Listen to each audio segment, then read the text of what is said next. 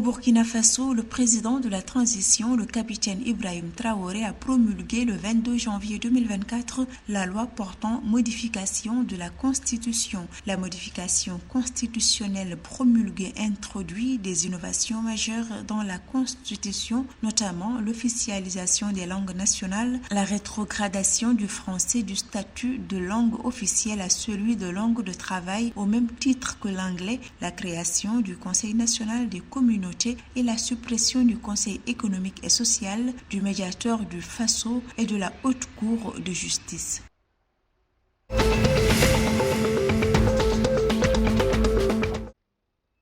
Le gouvernement de transition du Mali a annoncé jeudi 25 janvier 2024 la fin avec effet immédiat de l'accord pour la paix et la réconciliation au Mali issu du processus d'Alger conclu en 2015 avec les rebelles séparatistes Touareg. La transition malienne a invoqué comme motif le changement de posture de certains groupes signataires de cet accord, devenus des acteurs terroristes, l'incapacité de la médiation internationale à assurer le respect des obligations incombant aux groupes armés signataires et les actes d'hostilité et d'instrumentalisation de l'accord de la part des autorités algériennes dont le pays est le chef de file de la médiation. Au regard de ces faits suffisamment graves précités, le gouvernement de transition constate l'inapplicabilité absolue de cet accord d'Alger qui visait à mettre fin à l'insurrection qui avait éclaté dans le nord du Mali.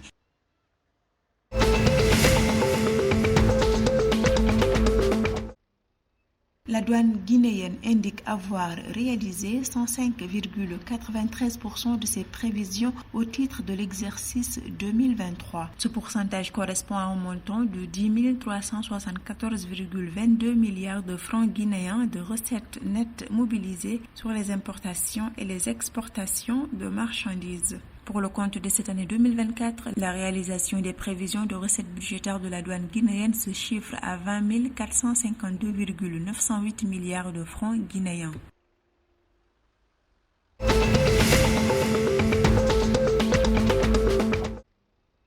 Dans le cadre de la mise en œuvre de sa politique de développement de la pêche et de l'aquaculture, le gouvernement togolais a prévu un investissement significatif de 2 milliards de francs CFA dans le secteur au cours de l'année 2024. Ces fonds annoncés serviront à financer le projet développement de l'aquaculture au Togo, qui est dans sa phase de réalisation depuis 2022, et à appuyer d'autres initiatives visant l'augmentation de la production halieutique. Le secteur de la pêche revêt une importance capitale pour l'économie togolaise. Il emploie plus de 20 000 personnes au Togo et contribue à près de 4,5% du produit intérieur brut du pays selon le gouvernement.